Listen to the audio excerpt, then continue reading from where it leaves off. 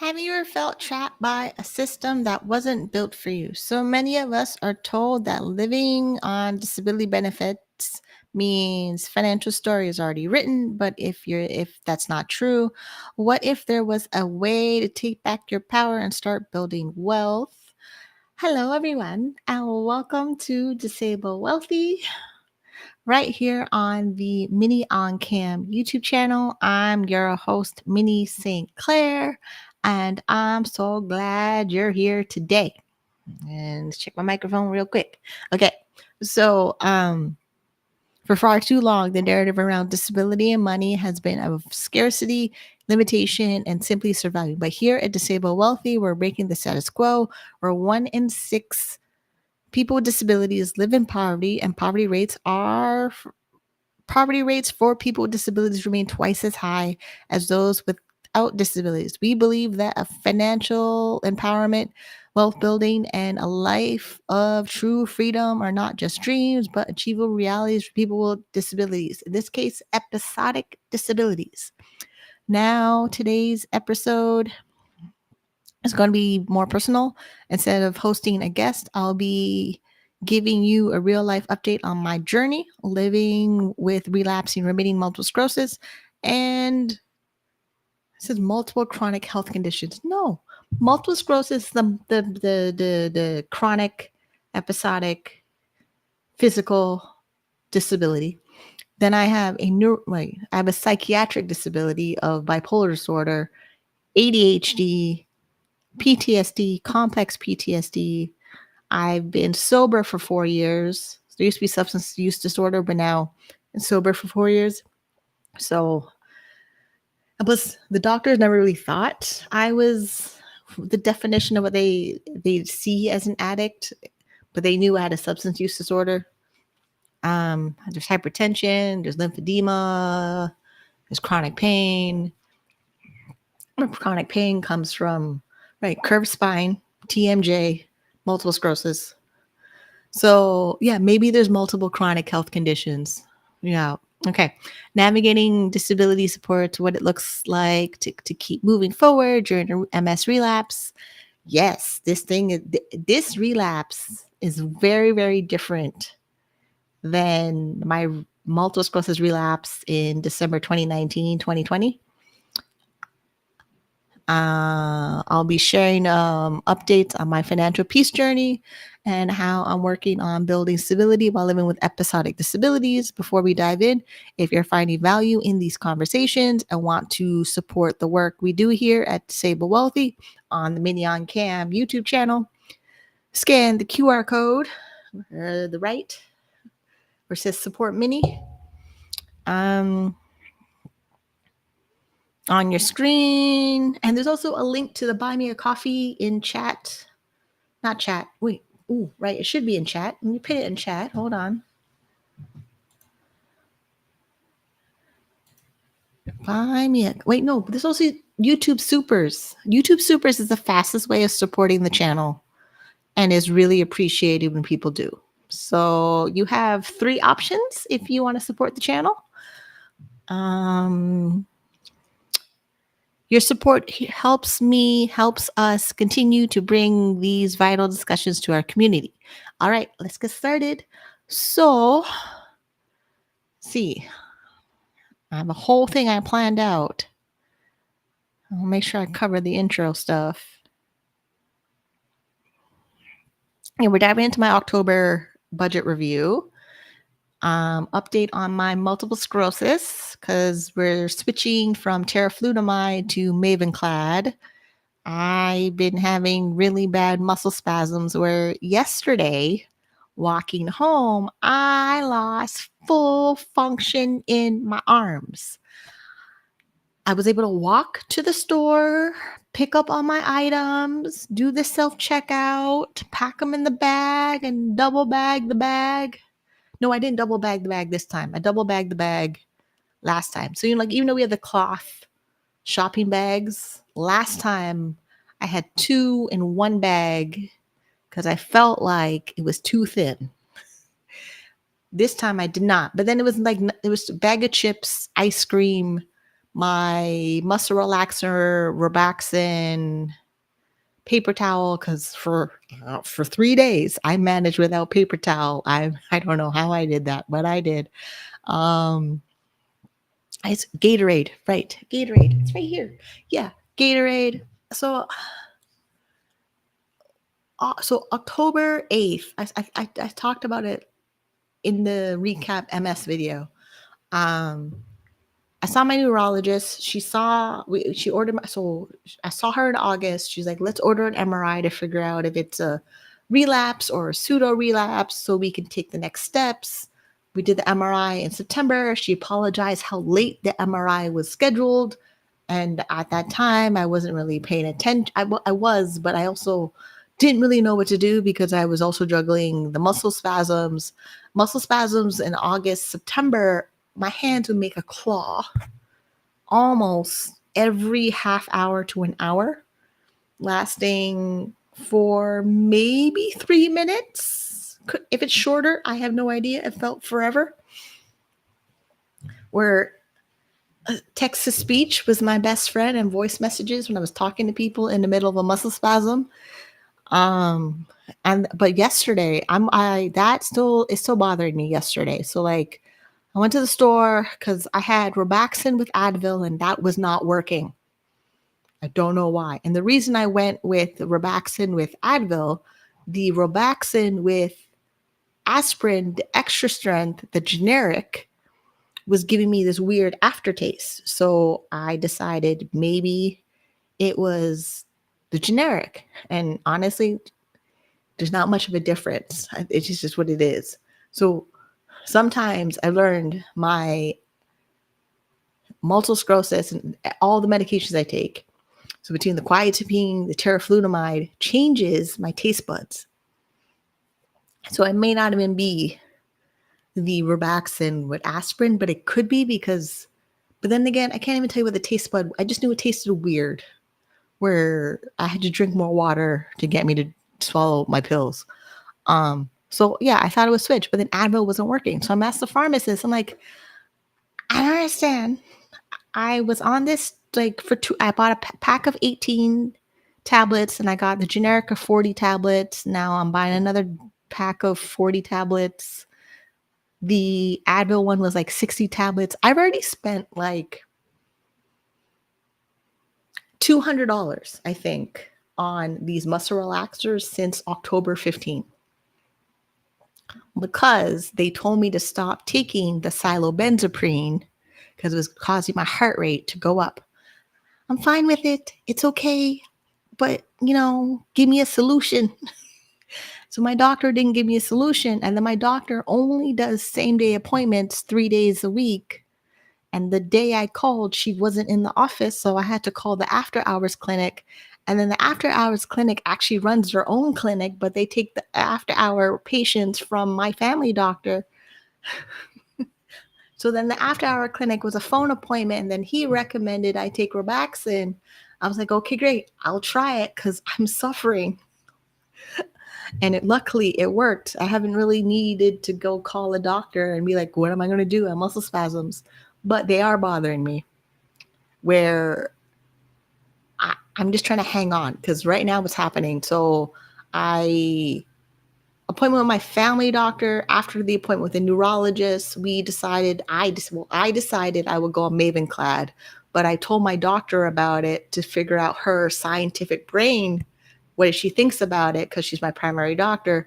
She seems to like the Mavenclad, but she wasn't really excited about the whole idea. I had to get the hepatitis B vaccine, but that was the protocol that my neurologist already set up in her reasoning for ordering my entire blood panel of all the testing to see, do I have my MMR, which is measles, mumps, rubella? Do I have hepatitis? Do I have HIV, syphilis, and all the other stuff? Like she checked everything except, do I have sickle cell anemia? And she said, sickle cell anemia blood work is my family doctor's job. And luckily my doctor tested that in 2015 that I do not have sickle cell. So my grandmother going on, oh, I don't think you have MS. I think it's something else like sickle cell or something, is wrong.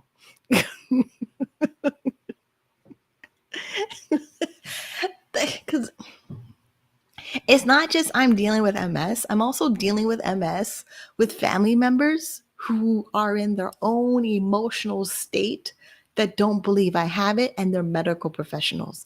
And right now, I'm just trying to hang on for dear life until I start the Mavenclad. I even got the welcome package. Hold on. I'm not full screen. Give me a minute. Oh, we're not on the demo yet. We're in the welcome and introduction and life recap. We're here. We'll get into the October budget. Right now, you need to know what's going on. What's going on with Minnie on cam? What's happening?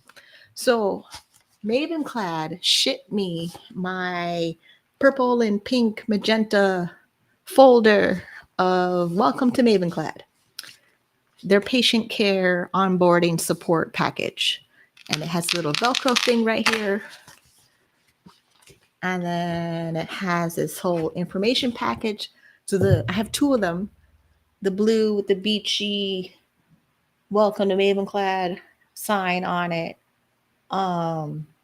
patient support program booklet. So my doctor gave me this. She said, take this home and then you decide what treatment you want to do in a week. So October 8th, she said, take this home, decide from Mavenclad, Ocrevus, Kesimpta.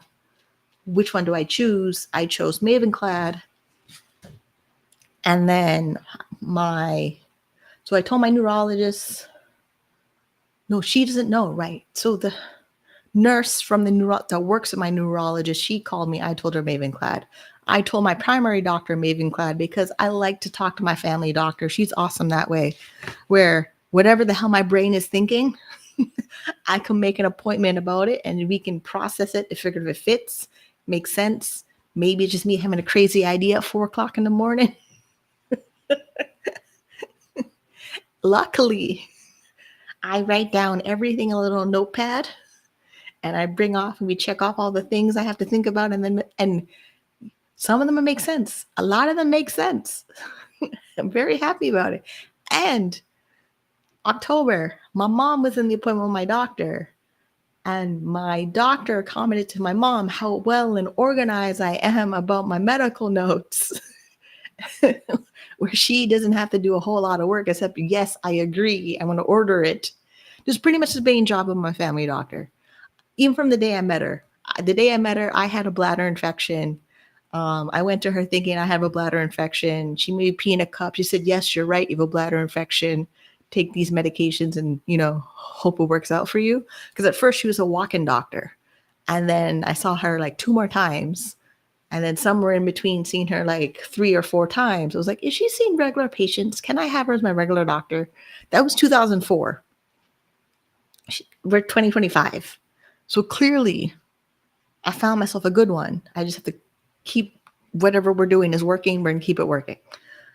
So hepatitis B, vaccines, flu shot, blood work. So yeah, neurologist ordered all the blood work. She said before I start the B cell inhibitors, which is Mavenclad, it knocks down my T cells and B cells in my immune system to hopefully have my body rebuild my T cells and B cells to have less relapses of multiple sclerosis, where multiple sclerosis is my central nervous system, the myelin that protects the protective coating of your central nervous system to send proper signals around the body so you don't get symptoms like muscle spasms, vision, balance issues, bladder issues, brain fog, all the symptoms you would see out there for multiple sclerosis that seem pretty horrible and pretty bad. I would like not to have the ones that I have so I can go functioning, living my best life. That is what we're trying to do here. Yeah. There's Mavenclad. And I still have to like go into the online portal and sign up as a patient care and do all the things for being a Mavenclad patient. I have to do my TB Gold test, even though I did it already before I started teriflunomide. So I have to do that again. Then that's blood work. Then I have to do blood work. Hepatitis B. Hepatitis B is on the schedule. I have to do that. Then hepatitis. I already did the flu shot, COVID vaccine. Left arm, right arm, my bad, right arm. So my right arm got 2 shots COVID and flu vaccine because a pharmacist thought it would be a good idea to inject everything in my right arm, it still hurts. It's if she injected one arm each, it wouldn't have hurt as bad. I think because she did two arms one time, because of the way that, so the specialty pharmacist that deals with my hepatitis and hepatitis B and Mavenclad, he has to order the Mavenclad, and then Mavenclad people would walk me through Mavenclad and then follow up with me for pretty much 2 years, 3 years of Mavenclad. And then I do blood work every 6 months and 3 months and MRI every year and neurological exams. I have to walk in a straight line and get knocked with the tuning fork by my neurologist because she has to prove that she's strong. I don't even know why she does it so hard. So, yeah, and then overcomingms.org, they have an online community. So that was really great in my chaotic, oh my God, I have to switch medications. We had a virtual meeting this week with other members who have multiple sclerosis, and 90% of them went on Mavenclad, or they're on it right now, or either they were, I'm about to start Mavenclad. Someone was in it for 1 year. Another person was in it for 2 years. And then one person was on it and had to switch medication. And then one of them just finished. So like I had every stage of Mavenclad in the room of advice. And for the most part, the people in the room, a majority of them took Mavenclad. And then me starting Mavenclad was really happy with the Mavenclad. Just overall, their symptoms with multiple sclerosis. Am I in the microphone? Overall, their symptoms with the multiple sclerosis is what their symptoms are of the multiple sclerosis, because everybody has different life circumstances and responsibilities or retirement, and they have enough funds and resources to just live with MS and get their basic bills paid for. Like, that's the thing about multiple sclerosis. And I should have checked my audio if you can hear me, because I don't know. I should have checked that. Plus, there's only one person watching, but I don't know if you're going to tell me you can hear me in chat or not. I'm assuming so, but let me check real quick. Ow. Yeah, almost every movement I make in my arm gives me this buzzing feeling. And if it happens too long, I go on muscle spasms. And it's painful. It is the most painful thing, where I still can't really talk about what happened yesterday when I was walking from the store.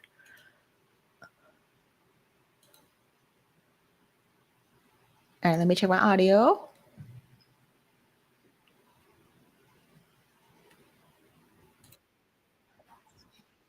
Okay, good. So it's working. It's over there.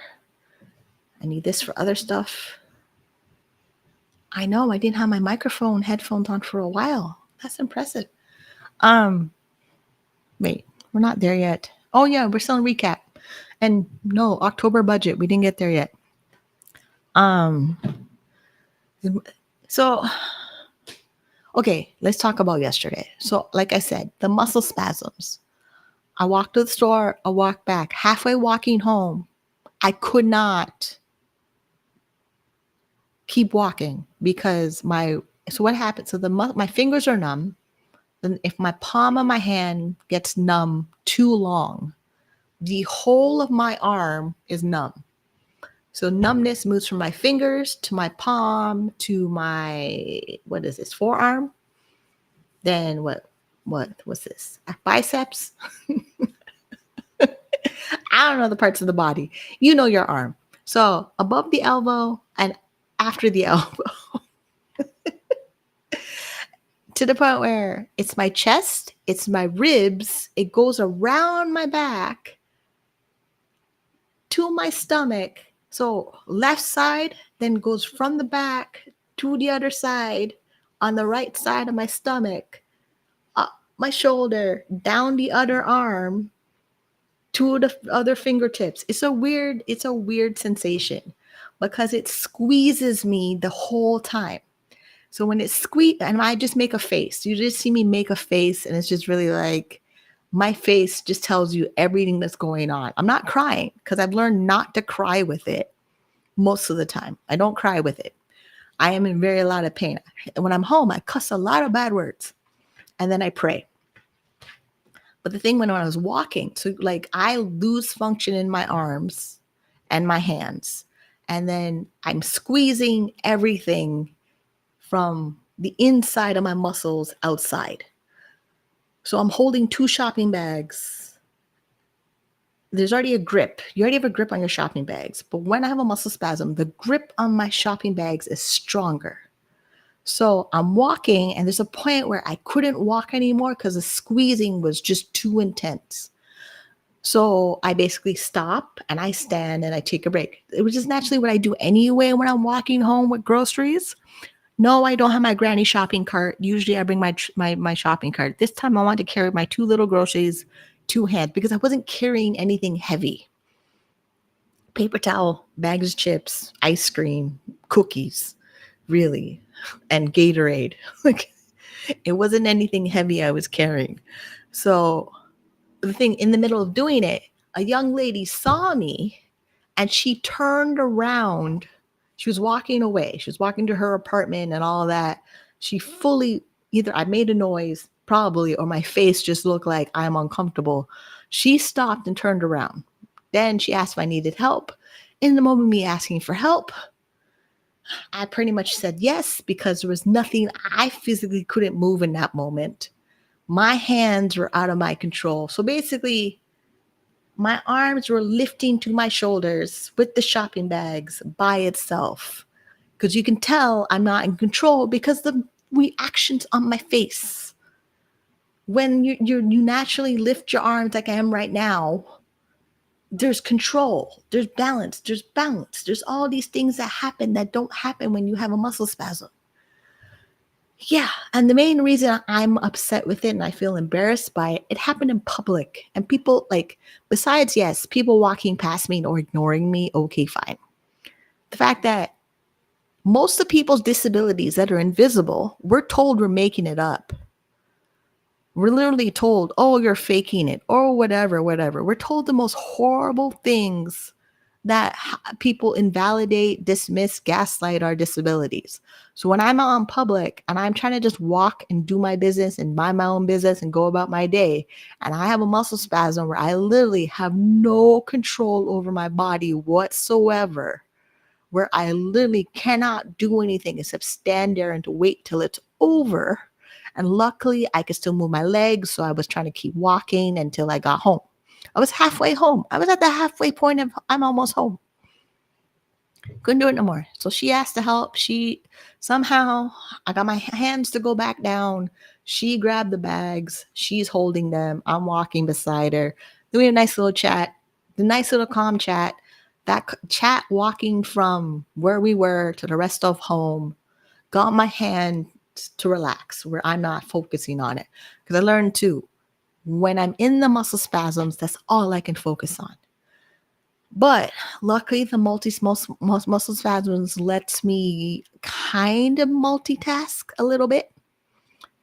So if I'm walking with someone and I have a muscle spasm, I have to keep walking in conversation to have my brain tell it to do something else so it releases the muscle spasm, so I get feeling and movement in my hands and my fingers. If I'm stuck in the muscle spasm, there is very little things I can do about it except breathe deeply, make sure I'm breathing, and pray. And then I have this flashback reminder of my mom telling me I'm okay. No, the fuck I am not. I wish, honestly, somebody recorded the muscle spasm, because I'm now kind of afraid to go outside and go pick up something from the store. Like, honestly, walk from here to go down the street to go to shop to go pick up something and come back. I'm scared because of the muscle spasms. I can handle it in my house. I'm in my house. I know what to do. Lie down, go to sleep, play my prayer music, Don't worry about it. That's it. But if I have to do anything where I'm around anybody, that triggers something in my central nervous system that I cannot control. It's the most helpless feeling in the entire world. Yeah. Okay, life update. Yeah. And for the most part, things are good. My doctors are on top of it. They know this is happening. And not only they know it's happening. I have a referral to the pain clinic. The neurologist wants me to switch medications, and hopefully switching the medications and on the new medication will get the inflammation in my body that's causing the muscle spasm where the lesion is in my neck and in the spine in my neck, C2, C3, to stop being inflamed and stop lighting up a Christmas tree on the MRI. They won't know if it's still there or not there or dimmed down until April, where I do my next MRI after starting Mavenclad. And then hopefully by then I'm in a pain clinic, and the pain clinic has some tools and resources that I can manage that are less pharmaceutical, which I probably don't think they'll be able to do anything other than I'm already doing. I'm going to physiotherapy and doing exercises and massage and acupuncture and stuff, which is super expensive. Because no, the government funded clinic or physiotherapy clinic, they suck. Straight up. They just do. Yeah. Okay. So MRI scan, muscle spasms, neurologist, Mavenclad, nurse enrollment, schedule vaccines, setting up Mavenclad patient portal. Oh, good. We did everything. Good. It's just me being emotional about it because it's an emotional thing I'm talking about. All right. What's next? Right. October, the budget. So the budget for October, it went pretty well in the sense that I was able to actually work. Once we went from I can no longer be on the muscle relaxers that cause my heart rate to go up, and I switched to Robaxin, the over-the-counter back muscle relaxer pain reliever thingy. Things were nicer for me in the sense less muscle spasms, where I now have twice a day muscle spasms or once a day versus every half hour to 2 hours of muscle spasms. And then one of the webcam sites I work on, they pay daily pay. So that money came in. So I could show you October. Oh yeah, we should totally make sure October budget. The October budget, which every dollar. So here is every dollar. Here's every dollar.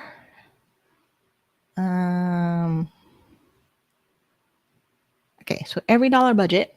I've been using every dollar since 2017, since the start of my debt-free journey. And we are impressively doing very, very well with the every dollar budgeting process. So October summary, we spent $2,189. I think that's true. Here is the spreadsheet. You can't see the spreadsheet yet. Let's get the spreadsheet in October. Share this tab. So I also have a spreadsheet that I made this spreadsheet for 2025 because typically the 2024 or 3 or 2, actually almost every couple of years the spreadsheet's different. And also I'm only keeping this budget spreadsheet of 2023, 4, and 5, I think. I don't keep every budget that I have had because once I spent the money and the year is over or the month is over, I don't really go back and look. I'm more of, great, I stayed on budget for the month. Let's move on to the next month. So making sure these numbers match. This says I spent $2,943.43. Let's break down what categories they are. So those represent $448.58 in debt repayment, $1,307.33 in housing, $684.62 in lifestyle, $502.90 in savings. Right. So my every dollar does not count for savings. That makes sense. It's just because of the way there's one for the emergency fund. The emergency fund is now at $1,000. I've completed baby step 1. Save $1,000 for a starter emergency fund. Yay! So this one, we track week to week. Right. I had savings. Well, that's not there anymore. It's $5. Oh, I took the money out. Or I have to put them back in. Because there's $5 in here. I added end of the month and $5 here. But I took out, I have to put them back. So the $10, I took them out. I think when I bought something from the grocery store, something I bought with $10. So I have a save for purchases sinking fund that I really need to stick to. And it's just that they're just so liquid, even though there's $10 in there. But maybe I should just focus on one at a time. Yeah, I think I'll focus on one at a time. So I'll move it there somewhere else so I can focus on something else. But then, yeah, I'll worry about it for November. It's just my brain thinking too much with the numbers. So yeah, there's $1,000 in the emergency fund, the 3-6 months emergency fund. That's $1,000 right now as the starter emergency fund. And then we only raised, we raised the savings account to 512 versus 502. In my mind, I'm okay with it because I'm getting what I need to get done. Eventually, the most important part is really the debt repayment. So debt is still $16,691. That gets to get paid off. That's what we're working on for November, December, and hopefully by February, March, the debt is paid off and gone. And then I'm keeping 2 credit cards. The main debt we're focusing on is the disability overpayment, 2 credit cards. And then I keep 2 credit cards where I have available credit of $9,000 instead of $14,500 for available credit. There's so income that came in. Probably wondering, how did the income come in to cover all that spending? So it was my disability overpayment, which was $1,779, but ODSP takes away $81.15 for the overpayment. Canada's disability benefit, which is $200 a month. Then I made money from daily pay. So I made $130.56 US dollars, but it converted to $144.03, which was after my financial service fees, because there's financial service fees for collecting the money I earn, even though I'm earning it. Like, let me go here. Where's my face? Where is my face? Okay. So with webcamming, I'm an independent contractor. I'm not an employee of the companies. I've been working with all of my companies I'm working with for over 20 years. It's going to be 20 years for the 4th website I work with in 2028. It's 20 years this year for the 3rd company I've been working with. And the first company I worked with was in 2003. Second company I worked with was 2004. Then I joined one in 2005. Then I joined one in 2008. Yeah, I've been around. Yes.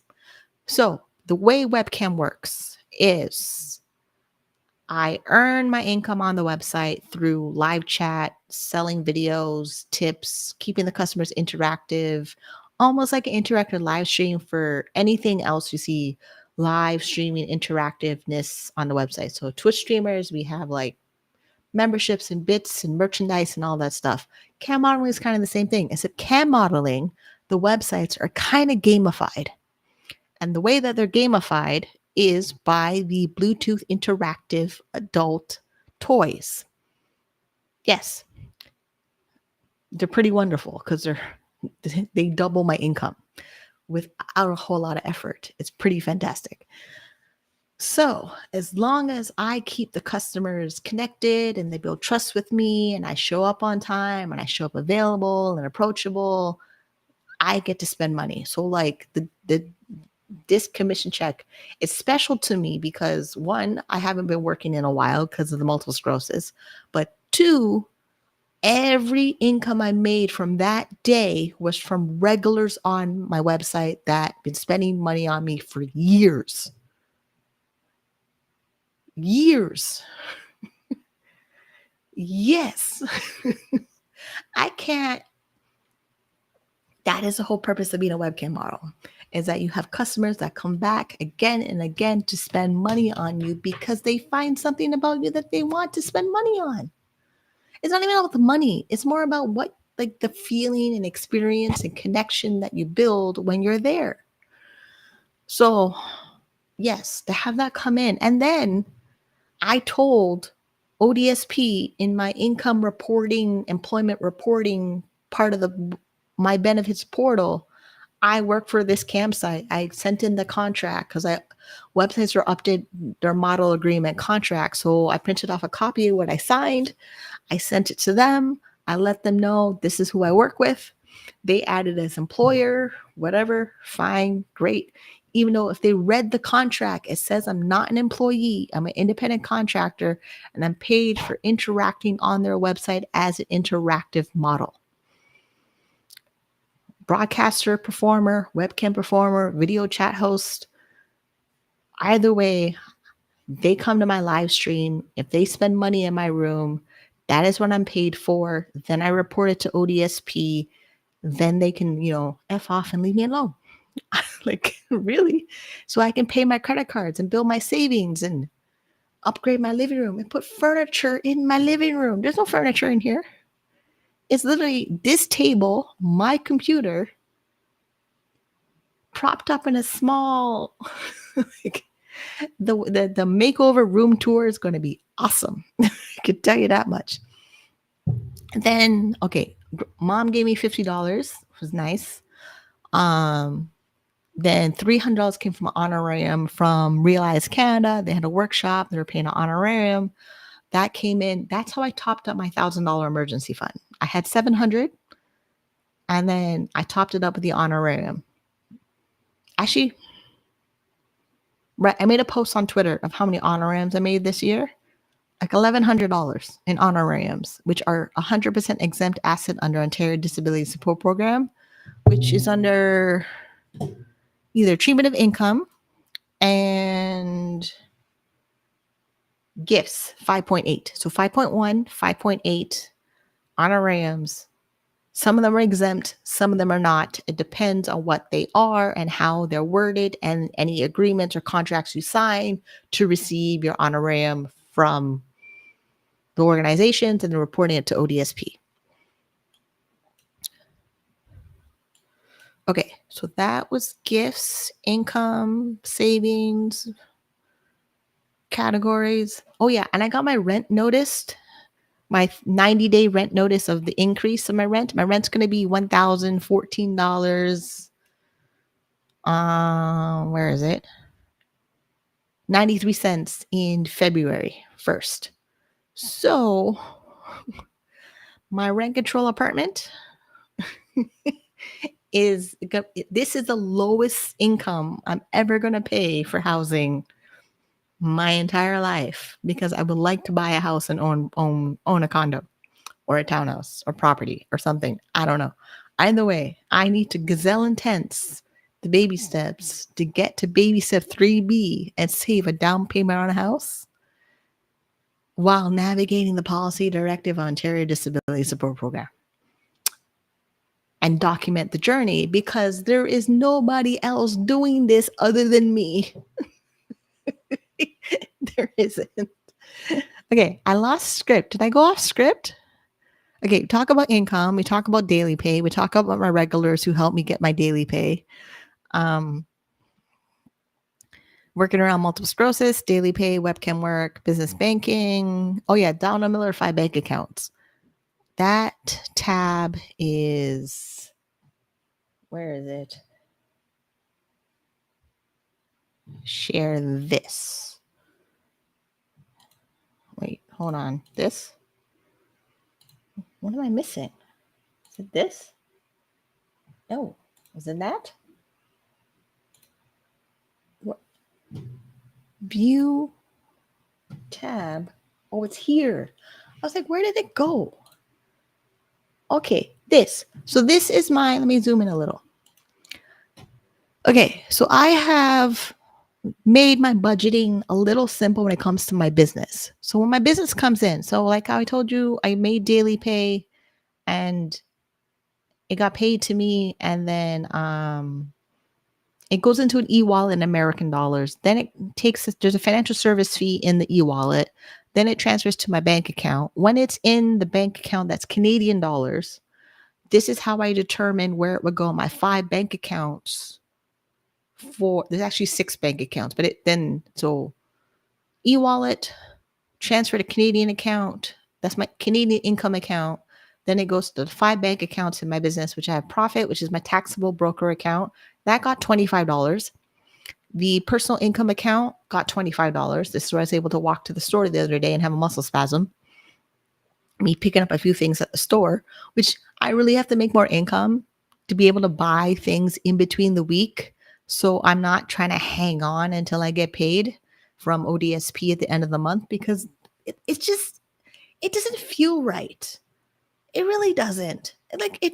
And I know the government's not going to lift me out of poverty and I have to save myself, but I really need to just focus on taking care of myself income wise. Honestly, this is the whole point we're doing the budgets. So there's the income taxes, CPP, sales taxes, the HST, GST, harmonized tax thing. That got $25. It did? Wait, what did it get? Did it get 25? I have to check that account. Give me a minute. I know I moved money there, but I don't remember if I moved 25 or not. No, it got 10. Oh. Okay, now I know I got 10. I'm like, why did I get that? Right. Okay. So, okay. I'm like 25. No, I got 10. So the 5 bank accounts from my business, the checking account over there got 50. Then I dispersed $10 in each account. That's what happened. I was like, what? Okay, that makes sense. So basically what it was, so my part of my little chart here. So income taxes, CPP, HST, business savings. Those accounts each got $10 each, because I'm building that account up, because the main reason I wasn't doing it before is for being on Ontario Disability Support Program. They pretty much like is already designed to have you live below the poverty line, but it's canvas is a catch-22. They just make it like a weird paradox. They say you can work, but they limit your income threshold so low for so many years, for so long, that I couldn't fully successfully do my business in the way that a business should operate, in a way that I could be financially stable, until they change the income threshold from $200 to $1,000. And when I got on ODSP in 2011, if you earned any dollar at all, they would claw back your disability payment. And mind you, when I got on disability in 2011, I was bipolar disorder, psychotic, going on treatment, facing eviction from my home, fighting eviction to save my home, got approved for ODSP. The back pay from ODSP is what paid all of my rent and my behind electric bill, the hydro bill, so I can be in my apartment right now. That's going to be $1,014.93 in February 2026. I barely made it out. And the survival I've done for way too long on Ontario Disabilities Program. I swear it's the reason I have multiple sclerosis, because the level of stress they put you under. Like multiple sclerosis always says, oh, you gotta make sure you manage stress on multiple sclerosis. But if you are on government assistance before your diagnosis and you're on government assistance after your multiple sclerosis diagnosis, every government assistance program for disabilities around the world keeps people trapped in poverty. And the reason I know this, the UK right now is debating their benefits, the PIP and other stuff over there. I'm watching clips of it on Twitter. I have a rough idea what's going over there. When I watch the clips, the same things they're complaining about over there are the same things we're complaining about over here in Canada. Then the Americans with their SNAP program, pure chaos is falling apart over there. Pure, like the most vulnerable of the populations around the 3 richest countries in the world are falling apart right now. And luckily, Canada's not that bad, because we added a Canada disability benefit of a whopping $200. It's still bad, but like it's not falling to the bottom bad. But it's bad because we're sinking. We're still sinking. But we're not at the bottom of the ocean sinking. Like SNAP program Americans are gonna have in the next couple of weeks. I don't have the spoons to pay attention to that.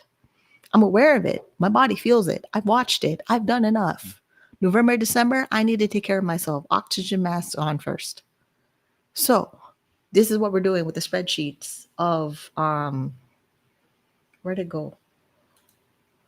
Yeah.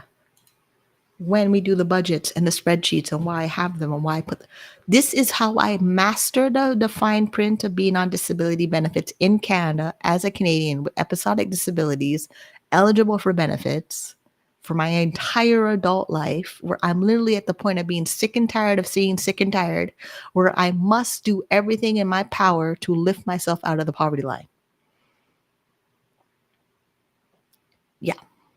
And I get to present all of that to Disability Without Poverty in the symposium coming up December 3rd, 2025. It's a virtual event. I recommend going to their website. I'll put that website in chat and attend, because my whole game plan is in that presentation.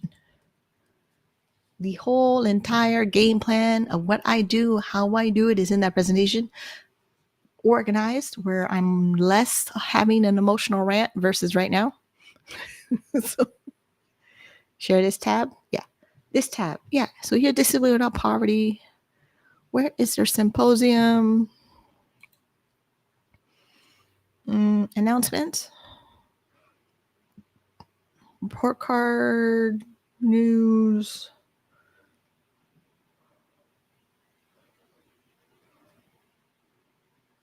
Where is it? Oh, hold on. Give me a minute. Let's find it. Because I want you to read it so you know what it'll be on their website. It's just that I thought it would be somewhere on here by now, but it's not. Oh, here it is. Research Symposium. Here we go. So, Disability Without Poverty in Canada, learning from today to make tomorrow better. Yes, that is literally the whole point what we're doing right here. I need to make my tomorrow better because my future self depends on it. Yeah. I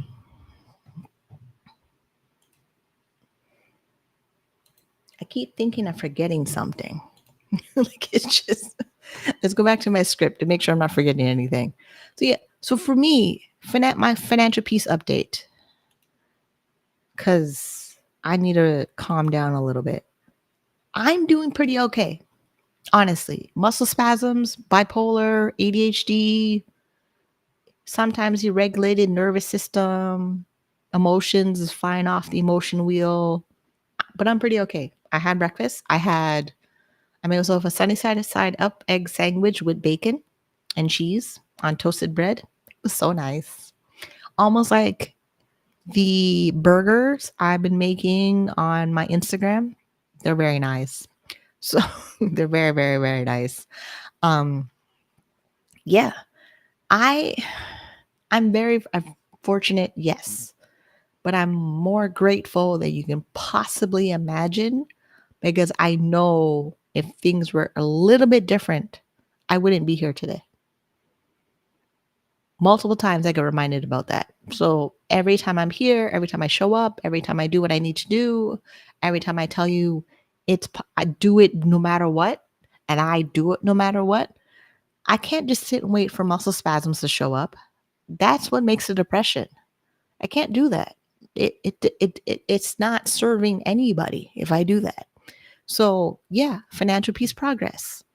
Baby step one, I have $1,000 starter emergency fund. I now get to work on paying off $16,000 worth of consumer debt, and $1,710 is a disability overpayment, while maxing out my registered disability savings plan. The minimum requirement I have to deposit my registered disability savings plan is $1,550. But I will like to make sure that I contributed $25,000 to my registered disability savings plan before December 31st. I did the math in my spreadsheet. I pretty much have to deposit an additional $2,525 to hit that target. And then I'm setting up everything for the paperwork to reapply for the disability tax credit, so that December and January, my doctor can fill out my disability tax credit. We're very hopeful that the disability tax credit that I have, because I have it since 2008 to 2025, will continue to say I'm eligible for it because of the multiple sclerosis. There's other reasons why I also have it. Like my whole medical history is there. It's just most of my physical limitations are the multiple sclerosis. Most of my psychological limitations is the bipolar disorder and the multiple sclerosis and the substance use disorder, because the whole cognitive decision making stuff, impulse issues, and all that stuff that's in there. So like, and I'm approved. I should be like, yeah, don't worry about being approved, but like, the government's weird. This is why there's so much anxiety around it. The government could be like, oh, well, you don't really qualify that anymore. They could do that. I don't like I don't like that feeling. I know what other people on disability benefits know what that feeling is. You get approved, you got to reapply. You just got approved, you got to reapply. Nothing in your life has changed drastically enough that your disability would change, but you got to write it on paper, fill it out, have the doctor do it, make sure it looks good, send it to a government, and then wait until they say yes. When they said yes last time, why do I have to prove it to you again to say yes again to some random person in an office who may just got that job to say, yes, I'm disabled, when you fully know what you're living with every single day?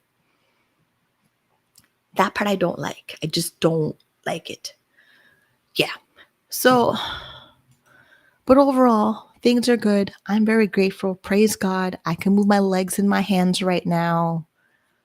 The buzzing is mostly stopped. I'm trying to not like take too much of the over-the-counter muscle relaxers, because I don't want to cause any more future problems. Like, it's just, there's a lot I manage. There's so much I manage that people wonder when I ask, why do I ask for help? Well, duh, I'm tired. I'm tired. But I hate how my family's trying to make me feel bad for asking for help like I'm not supposed to. Like they're waiting for me to drop and then help me. Yeah, I don't know if I'm doing Christmas. And now that we're in November, I really don't think I'm doing Christmas. I really don't. Like, I really don't. Okay, so we did the budget. We reviewed November. Right. Every dollar doesn't have it. Hold on.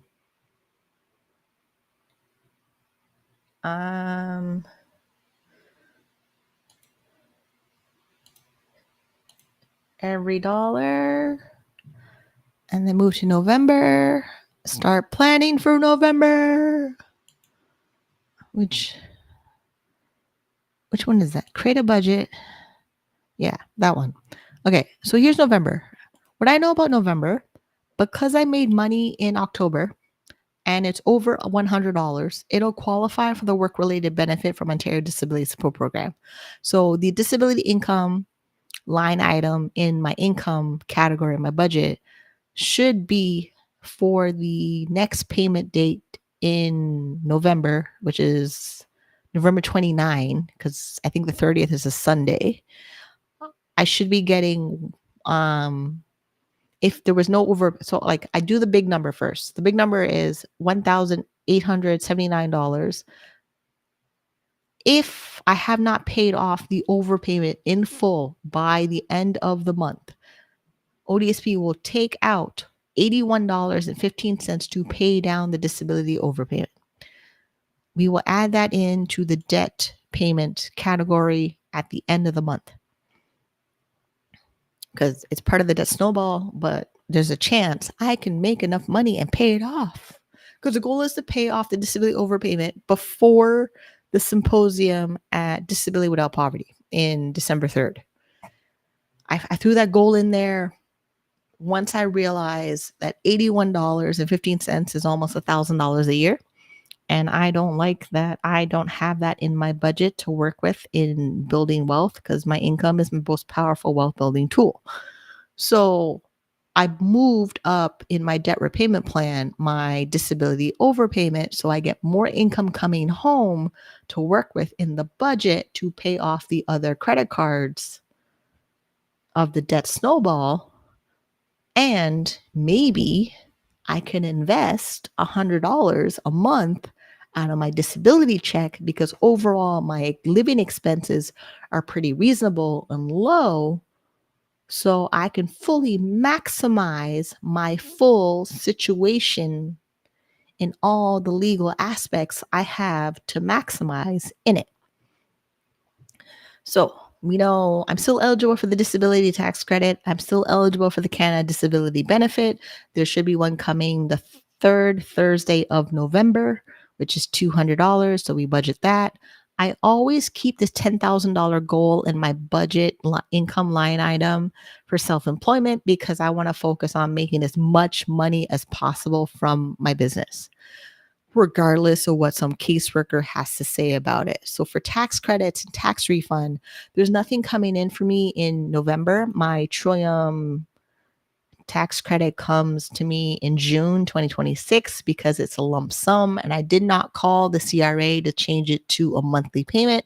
I'm okay with it. I've been managing. I'll survive without it. And then gifts, honorariums, and other income, I always leave this to $833 because ODSP says I'm allowed $10,000 in a 12-month period of gifts, honorariums, and lottery winnings. So I just keep that in my budget as a plan. And if it comes in this month, great. And if not, we'll work on it next month. Especially like when I tracked all of my honorariums for 2025, it's almost $1,200 in honorariums and gifts. Wait, no, just honorariums. Oh, gifts are different. Oh, right. I have to go through the budget for this in December to check how many gifts I got for the whole year. Okay, that's homework for me and before the end of the year. Then my budget. So I have my giving I have five categories. It says 6. Okay. So giving, housing, lifestyle, savings, investing, debt repayment. Those all stay the same. Even the categories in the main category, the subcategories and the main categories are the same every single month for me.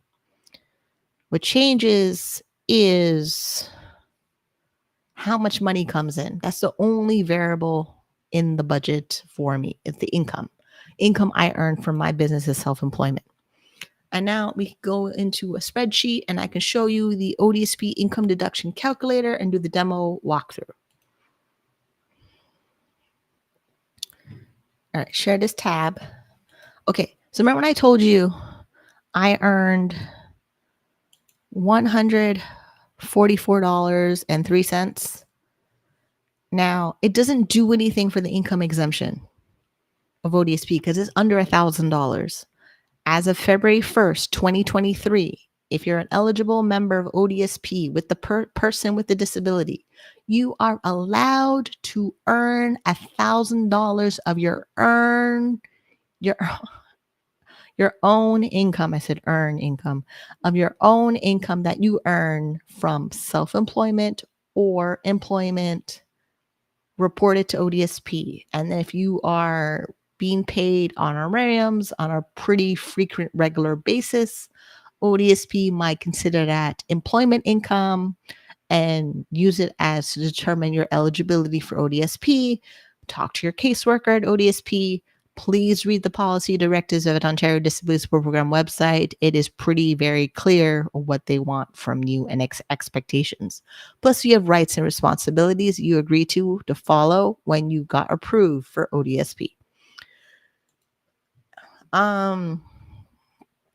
Yeah, so that, I mean, me putting anything less than $1,000 in my spreadsheet doesn't really do anything, but it also just makes the spreadsheet calculate weird numbers that I don't need to have. So like, oh, this is different. That's true. 1,000.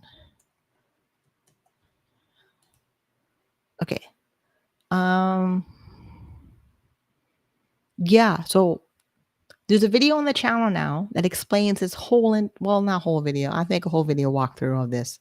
But it does explain the example of if I earned $5,000 in my business, gross income, Canadian, and I have 75% of that is business expenses, approved business expenses under ODSP policy directive, 5.4 self-employment income. It would be 3,750.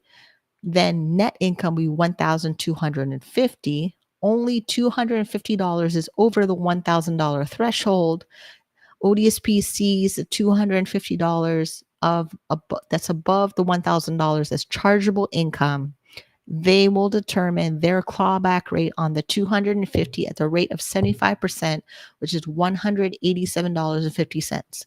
Because I received last month $1,697.85, then ODSP adds a work-related benefit, then they minus the $187.50 on the $1,697.85, and then they add $100 work-related benefit.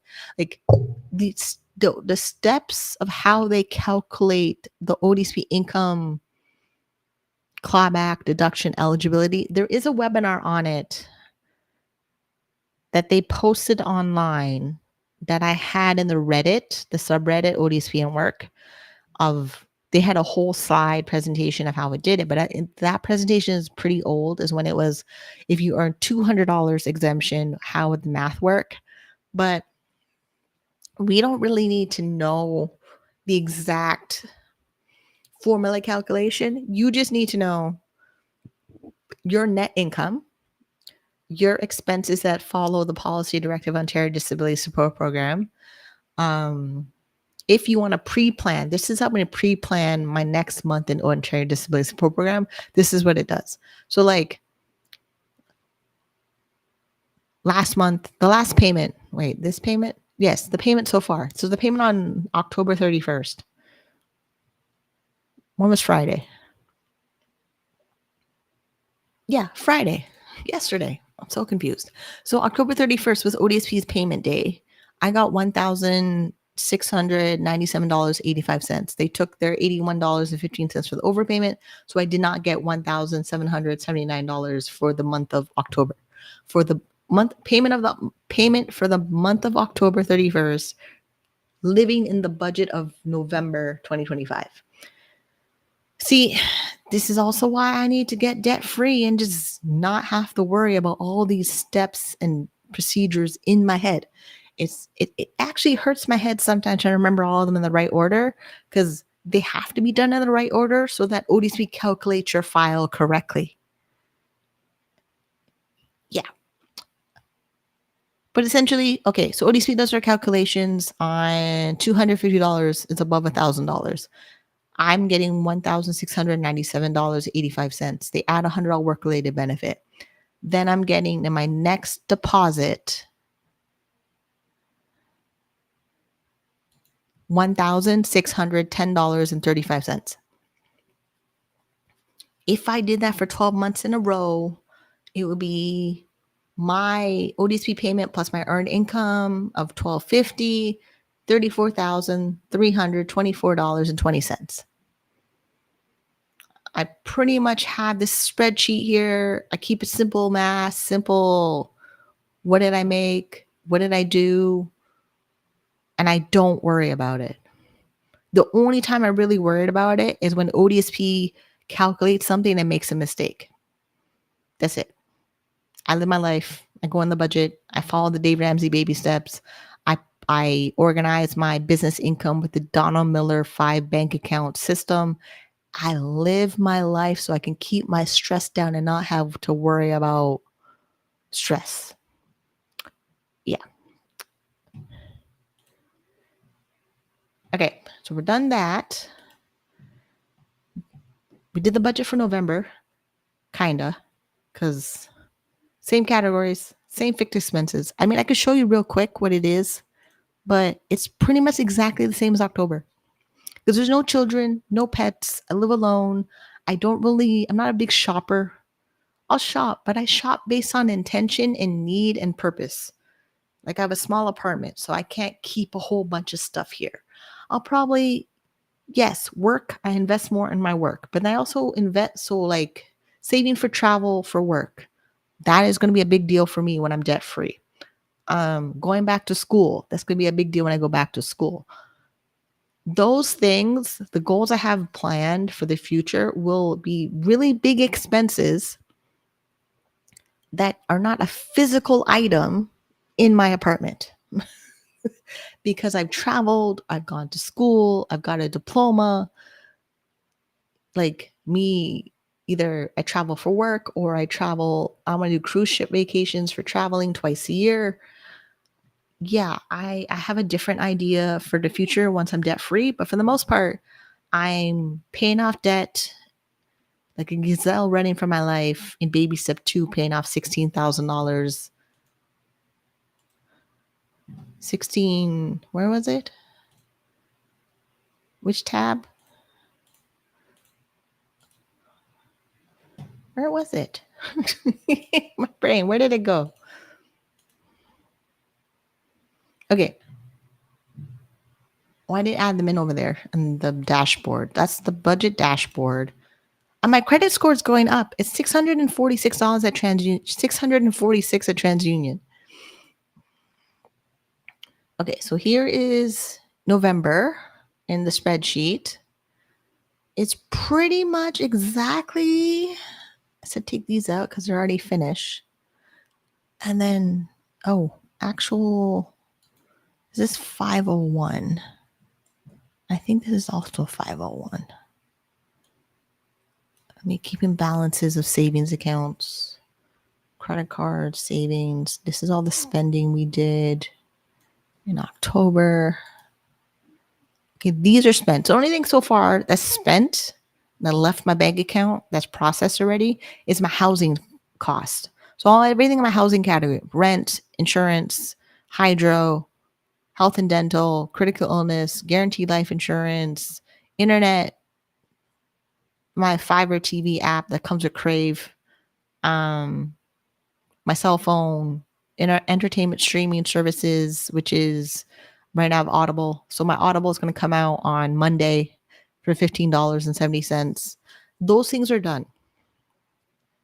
Then the big change I did in my lifestyle category is I highlighted everything to fit Gail Vosloxy's jars. Remember on Till Debt Do Us Part, she had everyone budget and use cash out of categories she would place in jars for their budget, which was food, transportation, clothing and gifts, medical, my medical is my other category, then entertainment. So that right there for me is budgeted as $2,000 a month or $461 a week. I have $138 a week for food, $46 a week for transportation. I don't use that much, so whatever's left over would just go in a different category. $138 a week for grooming and clothes. Medical and other is $115, 38 cents a week, and entertainment $28 a week. So maybe since I don't use a lot in transportation, that other half would go into entertainment, pretty much. Yeah, the budgeting is not, it's not that complicated. The most complicated part of the budgeting for me is everything I have to remember for disability benefits. It's the disability part that makes you feel like you're doing things wrong because they created policy that controls every aspect of your life.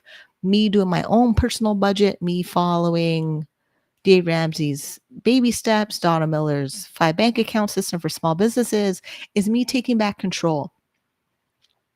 And what I forgot to do, well, we can do it now.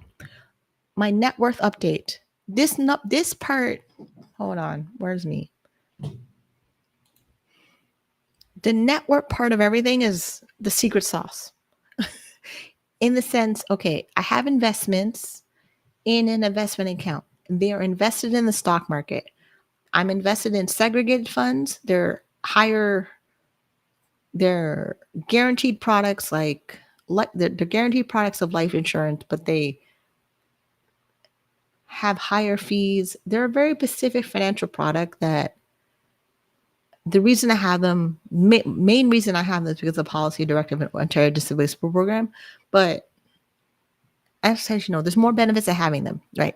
So investment products, they could have a guarantee value of 75% or 100%. Sometimes, yes, they have higher fees. They're only sold at life insurance companies. ODSP says they're exempt up to $100,000, but there's no financial limit outside of the government of Ontario for disability benefits. The wealth limitation is on Ontario Disability Program. The wealth limitation is on AISH in Alberta. It's on the program in Nova Scotia. It's on the program in British Columbia. Like, poverty is literally designed in the disability poverty system. Like it is based on income and assets. All of them try to keep you below $150,000. All of them want you to report your income every single month. And then if you merge your finances with a spouse, they look at you and the spouse's income and assets as the most powerful wealth building tool is your income. So, this is why the net worth category of the section of the live stream is the most powerful section of the live stream because of the numbers that are happening without my control. I'm having muscle spasms for August, September, October, and November. And I go log into my investment accounts and it's so pretty. So, let me give it a minute. Let me get the section ready so you see what I'm talking about. It is beyond pretty of what I'm working with in that account. All right, let me show you the chart. Here's the graph. Look, it's so pretty. It's mine. It's all mine. Okay, so the blue line with diamonds is assets. For October 2025, assets, 132,341. Mine. Majority of that, yes, is in my disability savings plan. $10,000 of that roughly is in my registered disability savings plan. No, registered retirement savings plan. My bad. Wrong tab. Hold on. Yeah. $10,055 is registered retirement savings plan. $118,775 is the registered disability savings plan. That's 100% exempt asset on Ontario Disability Support Program. Now, the reason my TFSA, First Home Savings Account, RSP, Retirement Savings Plan says SEG Fund, those SEG funds total together are exempt up to $100,000 because ODSP said so. Where this wonderful chart, the star is my net worth total, which right now it's 115,443 because there's debt of 16,898. Once the debt is paid off, you know how magical this chart is going to look? So basically, it was flatlined at negative below zero for a while. And I wasn't tracking it. For a while. So I stopped. I focused on paying debt. I didn't track my net worth. I started tracking my net worth. I was tracking it. So like August 2018 to 2019, I was in a negative. Negative's like $7,590. I'm in the negative. 2023, I start tracking it. 2020, multiple sclerosis, relapse. 2021, dealing with a boyfriend. 2022, dealing with a boyfriend. So I wasn't really trying to track it. 2023, I started tracking it, but not all of 2023. August 2023, I started tracking it. And then I kept tracking it. And then now I am 11% of the way to becoming a net worth millionaire, where if my assets is $1 million, I'm a millionaire. I could have $1 million in my registered disability savings plan, and ODSP says any amount in there is exempt. I read it last time on the live stream with the screen reader. It is a beautiful, powerful account. Okay, so what if I don't have a registered disability savings plan? That is okay. Invest in segregated funds opened at the right life insurance company that manages tax-free savings accounts, first home savings accounts, and registered retirement savings plan. They are legally structured as a life insurance product that your caseworker has to refer back to Policy Directive 4.8 life insurance. And I say that so confidently as I do right now because I had to make sure my caseworker did that for me. Like, I'm not even, I'm in a completely different level. I am on a different train. If you want to go to this destination of wealth building, $1 million status, living with a disability, episodic in nature, and ready to take over the world, yes, I've left the station. I'm long gone. Catch up. Like, really, catch up. Because I've been working on this thing almost a decade now, 2017 or 2025. Yes, my net worth could be a whole lot bigger, but it's small. It's the way it is because of all the external factors. The external factors is a disability caseworker that drives me up the wall with stress, approving that I know what I'm doing and they don't know what they're doing, but they have to find somebody who knows what they're doing so they don't mess up with what I'm doing. Yeah. That. And yeah, there's going to come to a point where they're going to send me a letter that I have too many assets. I have to move on to extended health benefits. I have to move on to transitional benefits. I get my $500 for leaving because I made too much income from employment or self-employment. And then I apply for Trillium so Trillium can keep covering all my prescriptions. And then I live my life free as a bird. Yes, just like Nelly Furtado says. I'm like a bird. Yeah, I've flown away. I've flown out the nest. I've flown. Don't like. I just have to make more money. Honestly, make more money. It's the mission I have for November is make more money. Report it to Ontario Disability Support Program. Give my caseworker so much paperwork she doesn't know what to do with it. Yeah. Okay. I've been talking for 1 hour and 20 minutes. Part of it was a bit emotional about the whole muscle spasms when walking, and I'm mostly over it, but no, not really. Because I have to live with multiple sclerosis the rest of my life. We're now on closing thoughts. Um, I hate multiple sclerosis. I absolutely hate it. Nothing I can do about it. I can't wish it away. I can't pray it away. I have to live with it. And I prayed on wishing it away, and I got back the message. I just have to live with it. And live with it in my way, not someone else's. Like, my mom has this weird way to be like, oh, this is so inspirational. I mean, inspirational, like, disability people is great, but I'm not them and they are not me. So I will find my own inspiration in the way that I'm made, because that's how I'm fearfully and wonderfully made by my creator. And annoyingly, I have to say that argument to my mother to keep her quiet. So, yeah. And I can show you the process of how this works, because I want people to win.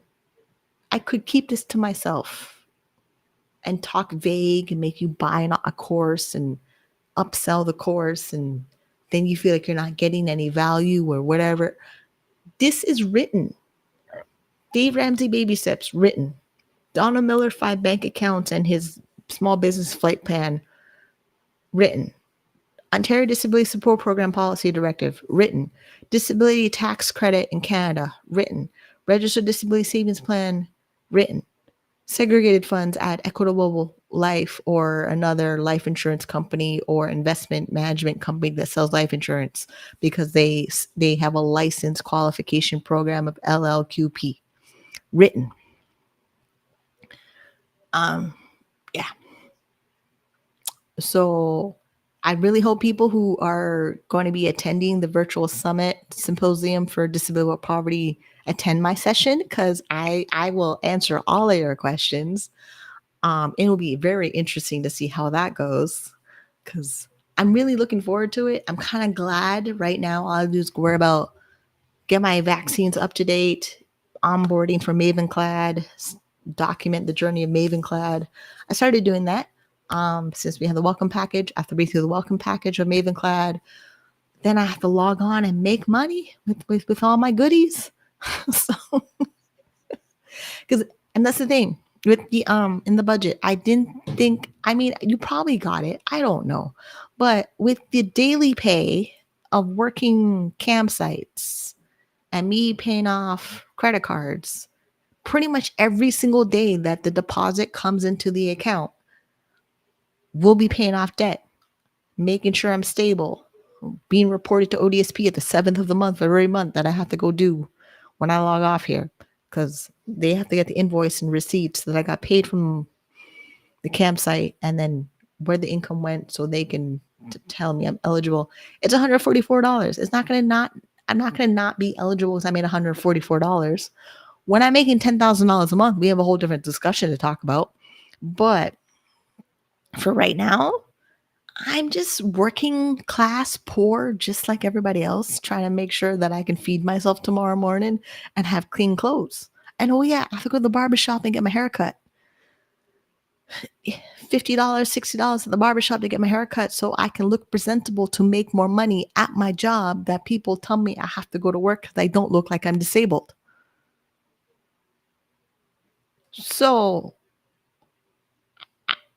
and the way I look at it, like, being disabled and not able to work, you're judged.